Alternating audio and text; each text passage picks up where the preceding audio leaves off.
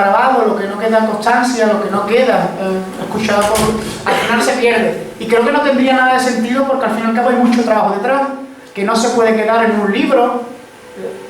Es verdad que ha comentado Cristóbal, que espero que tenga mucha difusión, ese libro que he escrito con Emilio Martín, pero al fin y al cabo el libro tendrá 100, 200, un artículo en internet, pero creo que también es importante estas conferencias y a partir de ahora recojo el guante y todas las veces que quieras invitarme lo haré pues encantado, porque para mí siempre es un honor estar aquí y sobre todo porque sigo investigando esta ciudad. Esta ciudad es la que ha dado mi tesis doctoral, la que me ha dado más de 15 artículos, capítulos de libros, más de 30 trabajos publicados. Es el centro de mi investigación, más allá de que ahora estoy ampliando Jerez a las Valles de Cádiz y Andalucía, porque lógicamente hay que salir de ese estudio micro que hice sobre Jerez y estoy haciendo hacia todo el entorno de la Andalucía Atlántica, el Reino de Sevilla, pero creo que Jerez siempre va a ser por dos motivos. Primero porque Jerez, y no hay que olvidarlo, es la segunda ciudad más importante de época medieval. Sí, detrás del reino, detrás de la propia Sevilla, en la Andalucía Atlántica, la segunda ciudad más importante es Jerez, con más de 15.000 habitantes a principios del siglo XVI, y no hay que olvidar la segunda, y es una fortuna que Jerez ha concebido un archivo municipal, no voy a entrar en la arqueología, que lógicamente tiene mucho recorrido, un archivo municipal que es el más rico de la provincia de Cádiz, a nivel público, porque también está el archivo ducal de Media Sidonia, que es muy rico a nivel nobiliario, y que a diferencia de otras ciudades importantes de la zona, como el puerto o la propia Cádiz, no se han conservado documentos. Por lo cual, si de por sí Jerez es la ciudad segunda más importante de la zona y además tiene un archivo maravilloso, que además del cual yo me aprovecho y espero seguir participando e investigando durante muchos años, no se puede desaprovechar. Y ahí viene una pequeña joya, un pequeño documento, espero no extenderme porque estoy un poco cansado y porque además es poco tarde. Un documento que, como he comentado antes fuera del micrófono, es una excusa, porque al fin y al cabo creo que un documento, esa visión preciosista del siglo XIX, no sirve para nada en los sentidos. No somos los Indiana Jones de los documentos, diciéndolo, sino que realmente el documento es una pieza que sumada a otras piezas nos van a dar un contenido fundamental. En este caso traigo un contrato de fletamento entre un marino gallego y el factor de un mercader genovés asentado en Jerez, que es Francesco Adorno. Sin embargo, es una excusa para entender el comercio, que en el caso del vino empieza a ser muy importante desde final del siglo XV, y sobre todo para entender, aunque este contrato está firmado en el puerto, porque es el gran puerto de la Bahía de Cádiz, pero que Jerez es la gran productora de vino, por lo cual es una excusa, es un documento, es el primero gran documento sobre exportación de vino que se conserva para explicar una sociedad vinatera. Voy a empezar, aquí está el título, ¿no? El comercio marítimo medieval de la Bahía de Cádiz. Entiendo que Jerez es parte de la Bahía de Cádiz porque en la época medieval así lo es. Hay que entender la Bahía de Cádiz en el amplio sentido y como veremos en un mapa, porque Jerez está en la Bahía de Cádiz, Jerez es Puerto Real y Jerez es lo que antiguamente era la Matagorda, por lo cual Jerez es parte de la Bahía de Cádiz, o a veces ahora nos cuesta entenderlo, pero en el mundo medieval Jerez tiene una salida al mar y Jerez tiene a través del Guadalete un camino, porque el Guadalete hay que verlo como un camino que conecta con el gran espacio que es la Bahía de Cádiz, por lo cual para mí Jerez es la Bahía de Cádiz, y en este caso el contrato de Francesco Adorno y la exportación de vinos a Inglaterra y Normandía en ese primer contrato de fletamento del año 1484. Lo primero, y para mí es fundamental explicarlo a través de mapas, porque además es una iniciativa que en el seminario de Timberosco, con el que trabajo con el profesor Emilio Martín Gutiérrez, mi director de tesis, la cartografía. Aunque sea una cartografía básica, no se puede explicar nada sin un mapa. Porque el mapa es el que nos permite comprender el espacio geográfico y el que permite entender la realidad social, política y económica de un espacio. Aquí vemos a Jerez. Jerez es la única ciudad a finales de la Edad Media, hasta 1493, cuando Cádiz vuelve a manos de la corona. Es la única ciudad, y además con un gran término territorial, como vemos aquí, que es de realengo. Aparte de ser la ciudad más importante de la zona, es la única de realengo. Sanlúcar es de los señores del Ducado de Media Sidonia, Chipión y Rota, los marqueses de Cádiz. Cádiz fue entre 1467 y 1493 de los señores de Arco, igual que La Puente. Medina Sidonia es del Ducado de Medina Sidonia, Alcalá de los Basules de los señores de Tarifa, Arcos de la Frontera, así. Jerez, con este gran término, que actualmente San José del Valle, etcétera, es un término, aparte, y Puerto Real. Jerez es la Bahía de Cádiz, como señalé, porque Jerez llega hasta Puerto Real. que aunque se independiza en 1483, vuelve a la corona, vuelve a Jerez en 1488, por lo cual Jerez es Puerto Real y Jerez tiene salida al mar, por lo cual Jerez es la Bahía de Cádiz. Y aparte de eso, como veremos aquí, Jerez tiene Guadalete, y hay que entender la sociedad de la Bahía de Cádiz con el complejo que Emilio Martín ha llamado el canal Bahía de Cádiz-Guadalete. Es decir, es un espacio que no solamente es ese espacio marítimo de la Bahía de Cádiz, sino ese espacio fluvial. Y hay que entender que el mundo medieval, sobre todo el mundo medieval a partir del siglo XIII, es un mundo fluvial. Las grandes ciudades, el caso de París, sin duda, ¿no? Es una ciudad fluvial. Cualquier ciudad como Roma, conectada a través del mundo fluvial. No hay gran ciudad que no tenga un gran río que los conecte. El Támesis en Londres, es decir, Jerez tiene su río, que es el río Guadalete. Un río que es verdad y es cierto que está a 4,5 kilómetros. Y al verse las conexiones entre el Portal, que es el gran puerto de salida y exportación de Jerez, y la propia ciudad no son fáciles. Pero tiene un río y que está a través de la infraestructura viaria, como señalo aquí, muy bien conectado. También tiene otros puertos, no voy a entrar ahí, y después tiene pues la salida a la Bahía de Cádiz. Y donde está, pues lógicamente, la gran ciudad comercial, no es la ciudad demográfica, pero sí la ciudad comercial, que es Cádiz, el puerto de Santa María, que es la gran villa marinera, porque tiene unas condiciones naturales que permitan realmente que los barcos terminen allí fondeados, y después tiene la propia Jerez, y ahí le sumamos Sanlúcar. Sanlúcar no está en la Bahía de Cádiz, pero Sanlúcar es una villa marinera con mucha influencia hacia el Guadalquivir, y el Guadalquivir sin el Guadalete no se entiende, hasta el punto de que Jerez también exporta mercancías desde el puerto de Alvento. Es decir, Jerez saca por el Portal y en algunas ocasiones, cuando puede, también por el puerto de Alvento en el Guadalquivir. Por lo cual, si hay 4 ciudades de referencia para entender ese complejo de la Bahía de Cádiz, que es mucho más que la Bahía de Cádiz, hay que entender Sanlúcar, Cádiz, el puerto y Chipiona. ¿El papel de Jerez cuál es? Es el gran centro productor, Cádiz el puerto comercial igual que Sanlúcar, y el puerto de Santa María es el fondeadero natural y lugar de llegada de los marineros.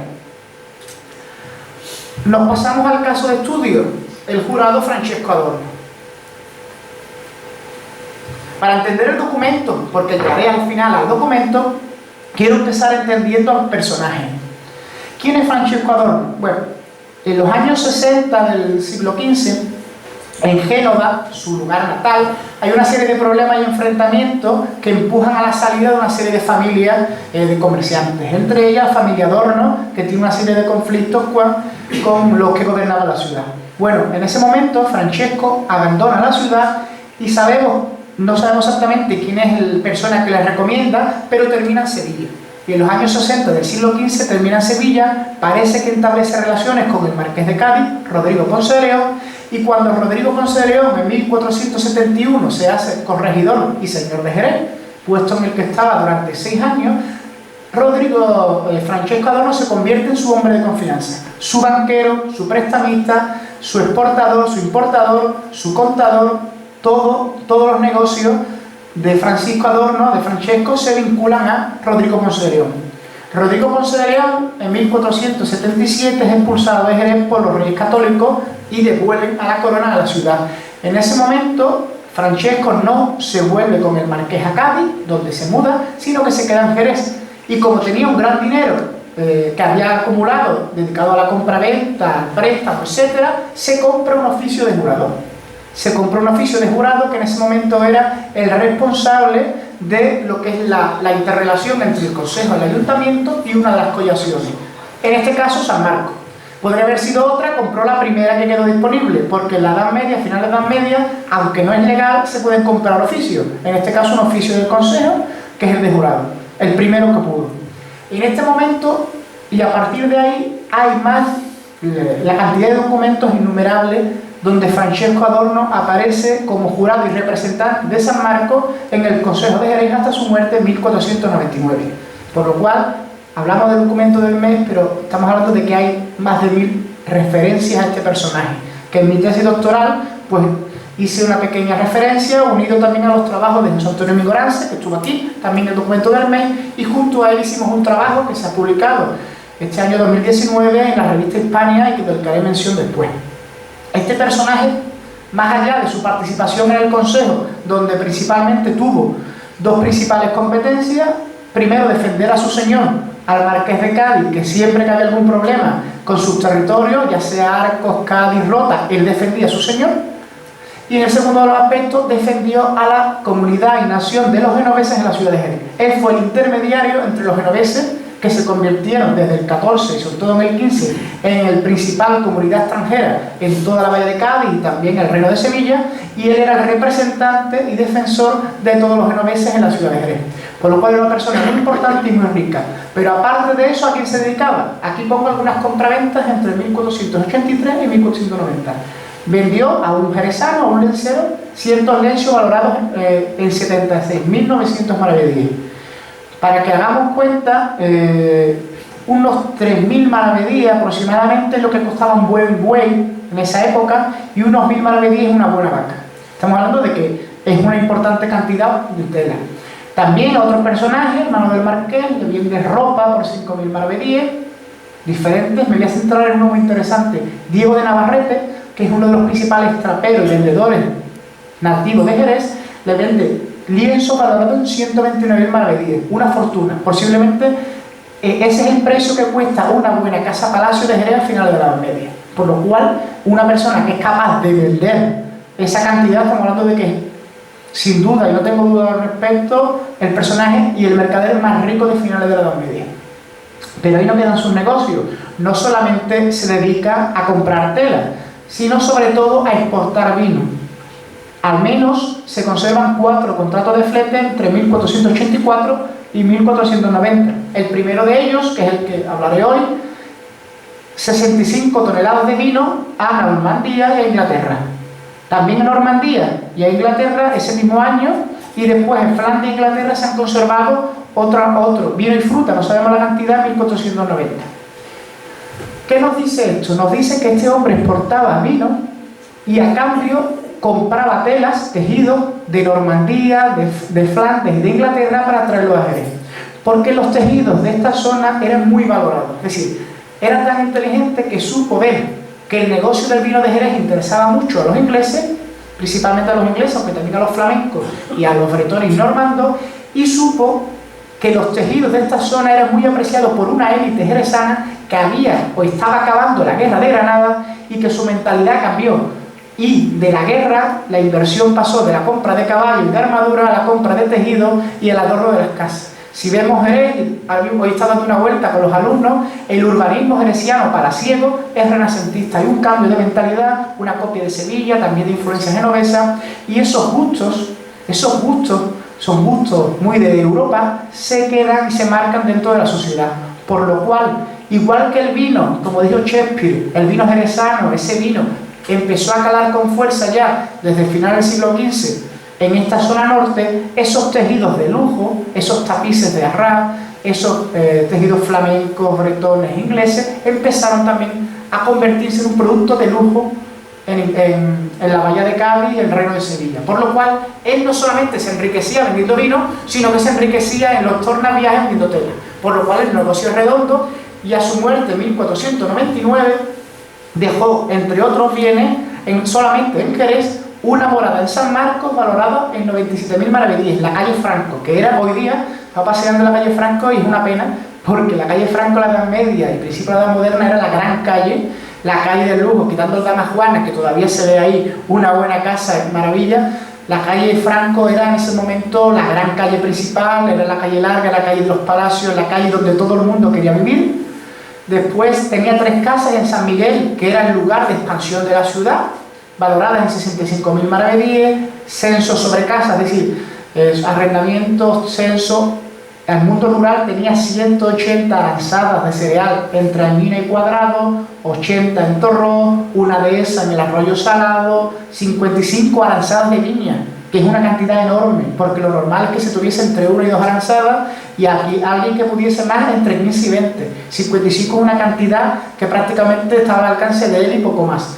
En Cabeza del Pelado, en el norte de Ciudad de Jerez, y después también aranzada en la Mata del Olivar, de Olivar. Aparte de eso, como mínimo, porque sabemos que tiene mucha más, tenía vacas y bueyes, fundamentales para el trabajo del cereal. Un patrimonio que sabemos que es mucho más, pero solamente un patrimonio mueble e inmueble valorado en 1.080.000 maravedíes. Pero sabemos que tenía préstamos, deudas, de todo tipo.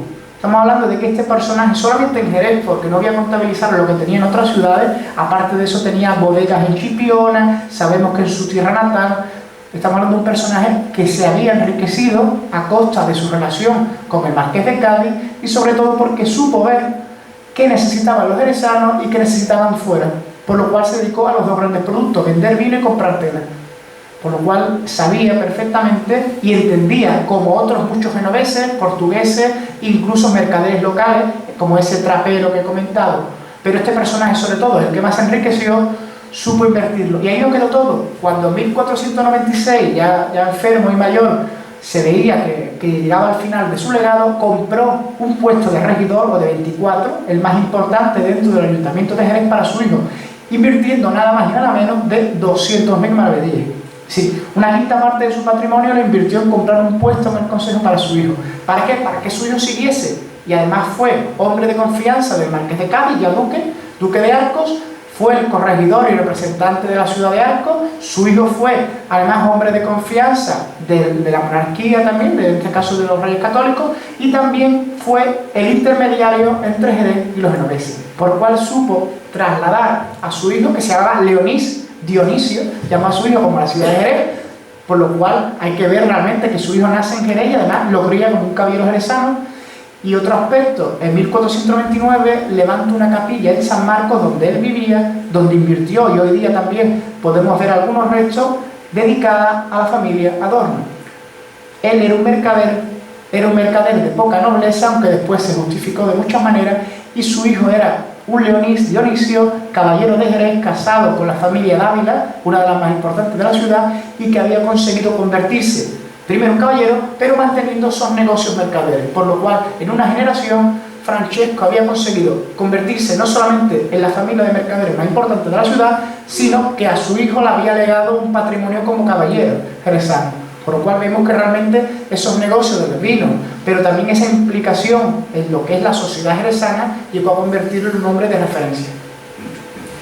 Y aquí tenemos su árbol genealógico, que no está publicado, que forma parte de mi tesis doctoral. ¿Quién es este Francisco Adorno? Francisco Adorno es hijo de un mercader genovés de Génova, de Giacomo Adorno di Medialuce.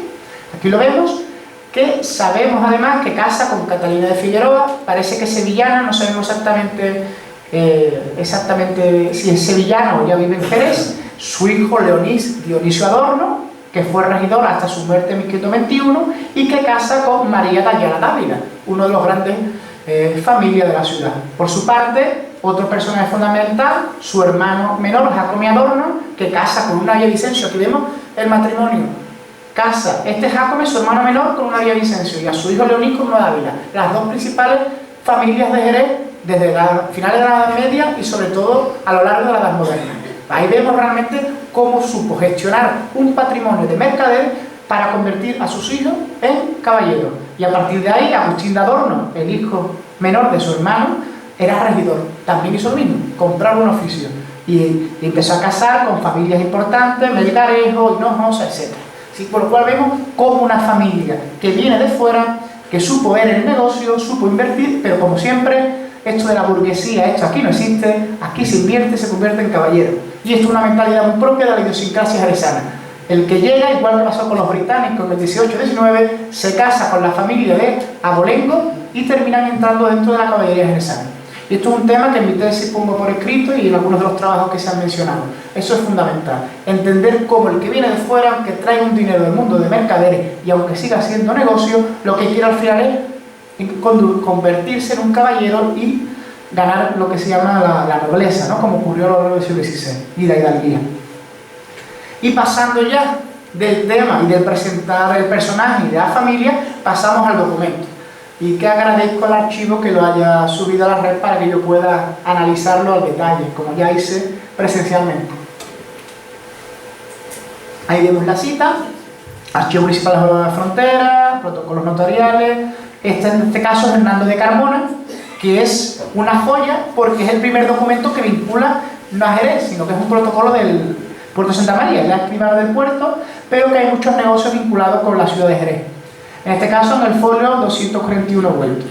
Contrato de fletamento de una nave de Juan Herrera, Coruñés, y Francisco Adorno, mercader genovés, vecino de Jerez. Y aquí he señalado en azul, para facilitar un poco la lectura, el contrato, que es un fletamento de barco. ¿De quién? Juan de Herrera, vecino de La Coruña. ¿De qué? De su barco, que es una carabela. Y esto es otro elemento, porque una carabela, las carabelas son barcos rápidos, barcos muy interesantes para navegar por el Atlántico, y sobre todo porque suben sin problema los ríos. Y no tienen el problema de la escalada de las naves, que tienen problemas para subir los ríos. ¿Y dónde tiene este barco?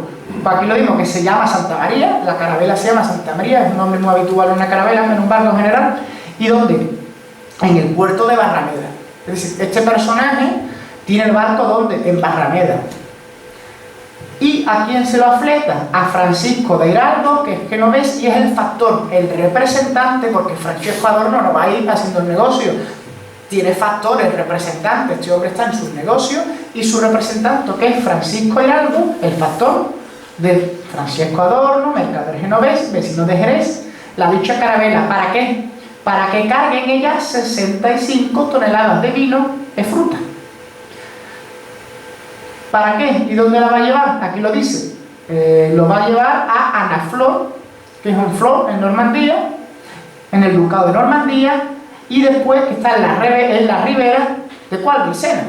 Está en la ribera del Sena, lo menciona, y después también, no voy a entrar en las cláusulas, para llevarlo al puerto de, como dice ahí, Plymouth, que es en Inglaterra.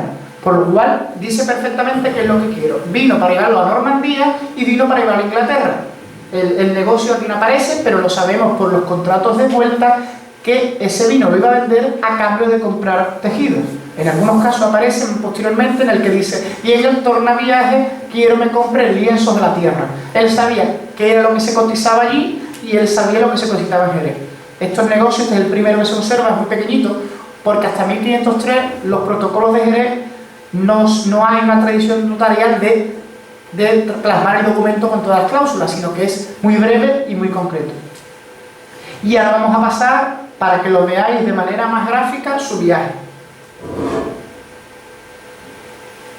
El viaje es muy claro y no se tienen dudas sobre él. Este es el complejo portuario de la bahía de Cádiz, que he mencionado, y el frente de Francesco Adorno. El puerto de Santa María, que es el lugar donde se va a recibir el flete. Sanlúcar de Barrameda, que es el lugar donde está el barco. Es el viaje que se hace entre Sanlúcar y el puerto.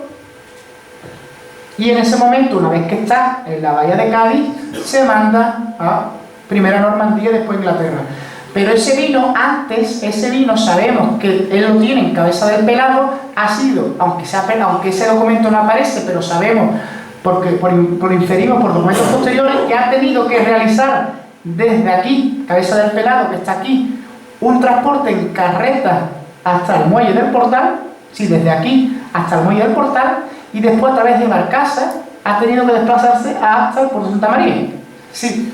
Por lo cual el viaje no solamente es lo que ya de por sí cuesta el transporte del flete, sino que además, y es más caro incluso eso, tiene que transportar las mercancías en carreta desde Cabeza del Pelado, estamos hablando de más de 5 o 6 kilómetros hasta el puerto del Portal, y del Portal se traslada hasta el puerto de Santa María en barcaza para que se cargue esa carabela, para que posteriormente la carabela haga la ruta hacia el norte. Por lo cual el vino es un producto muy rentable, pero también una gran inversión. Inversión en carreta, inversión en la producción, inversión en el flete del barco, y todo el riesgo está en manos, en este caso, de Francesco Adorno. Si el barco se hunde, prácticamente buena parte de su patrimonio lo pierde ahí. Es decir, los beneficios son muy altos, pero el riesgo altísimo. A esto le sumamos que hay guerras con los bretones, que hay guerras también a veces con los ingleses, que hay conflictos con otros franceses, que hay conflictos a veces con los portugueses, por lo cual beneficios altos, eso sí, pero también sabemos por otros documentos que Francesco Adorno también pierde algunos de sus barcos, también son capturados, por lo cual el negocio no es tan fácil. Es decir, las mercancías sufren por el camino, por lo cual los negocios son altos, la producción es alta, pero a cambio tiene un gran problema que el producto tiene que llegar primero al norte y después de vuelta venir las telas. Si se pierde las telas, se pierde ya el vino, lo que gana el vino y lo que vende en tela. Por lo cual el riesgo de Francesco, que además él trabaja solo, la mayoría de las veces, a diferencia de otros mercaderes que suelen dividir entre 3 o 4 el barco por si hay riesgo, siempre la pérdida es menor. Francesco asume en algunas ocasiones, como vemos aquí se ve,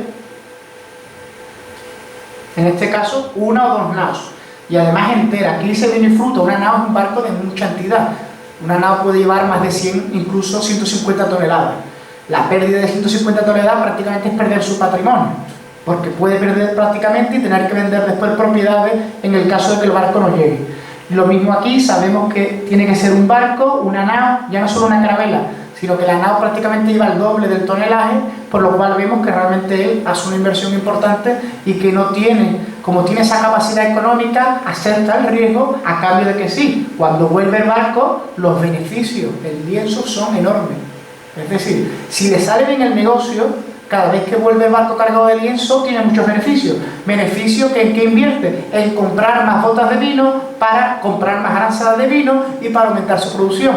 Por lo cual al final fleta un barco, ese barco vende vino, ese barco compra tela, esas telas se venden en Jerez y con ese dinero de las telas compra más aranzadas de viña, compra más toneladas y vuelve otra vez a invertir. Ese fue el negocio hasta su muerte.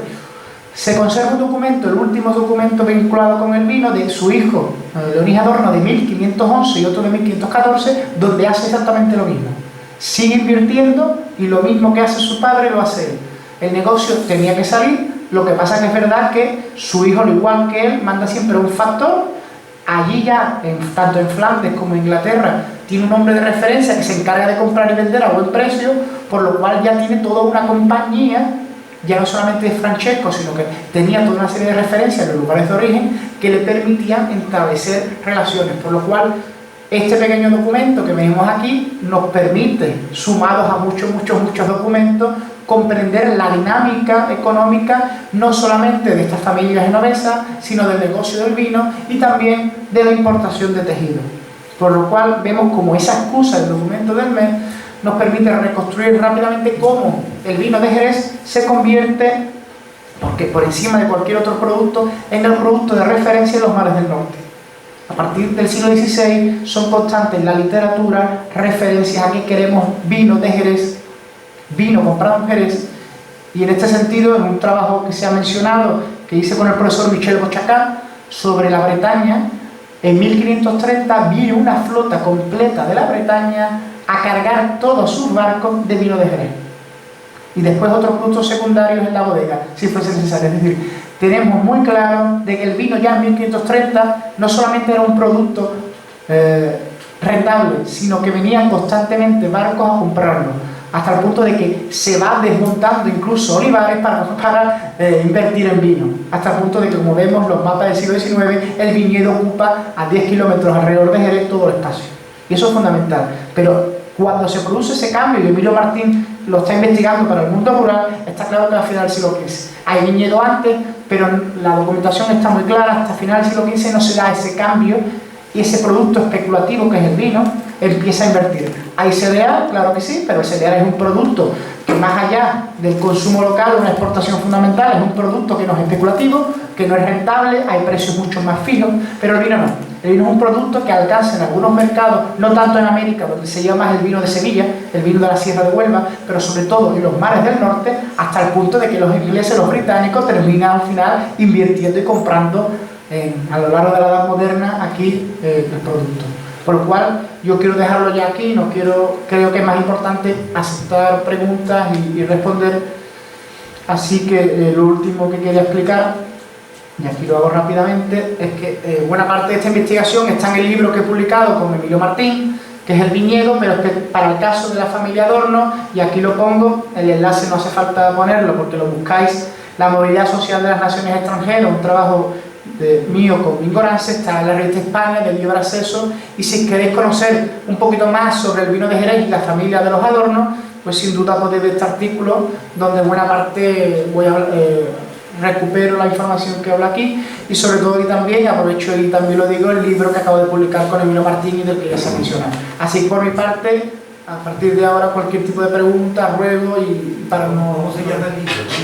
El libro se llama El viñedo en Jerez, en el siglo XV, un mercado de trabajo en torno al vino.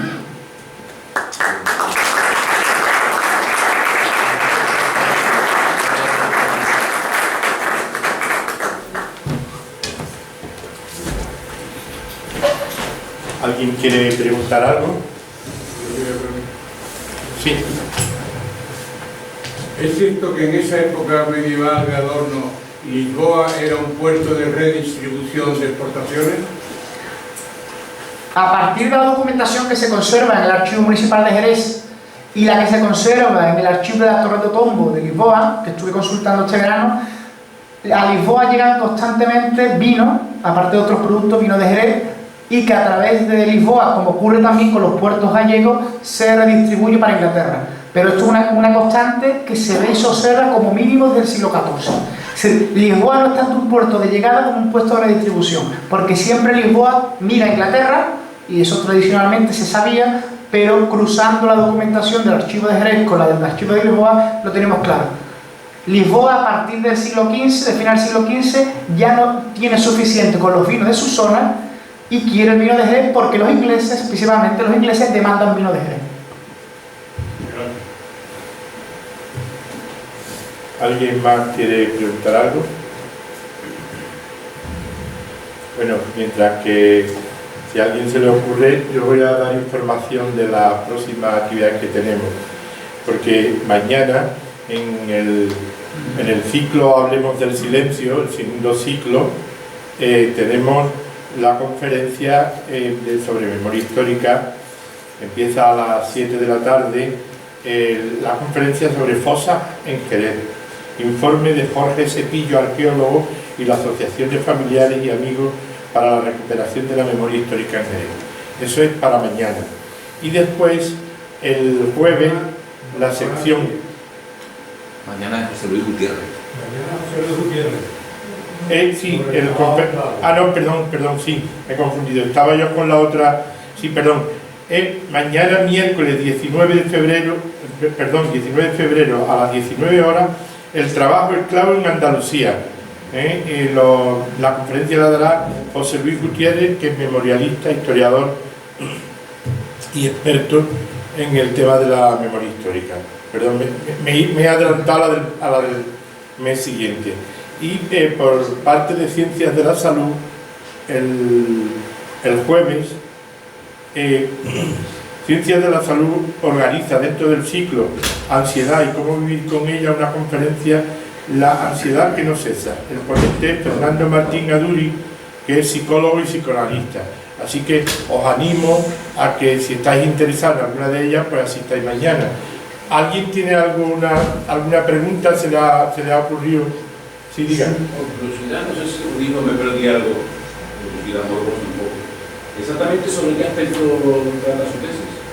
Mi tesis es un estudio del Consejo de Jerez, en la época de los Reyes Católicos, y hago una reconstrucción de todas las personas que participan en la vida política jerezana, tanto del gobierno en sí del ayuntamiento, tanto lo que se llama el regimiento, como los jurados, que son las conexiones con las parroquias, como toda serie de oficiales menores de representación, pero también la influencia de la corona, los reyes católicos, y también de los señores territoriales, duque de Medina-Sidonia, el marqués de Cádiz, los señores de Tarifa, que es un estudio de relaciones, pero hay una segunda parte que está vinculada a la relación que existe entre la ciudad y el medio y lo económico, donde hablo de la exportación del vino, el comercio, la pesca, también toda una serie de actividades también de otro carácter militar, etcétera, etcétera.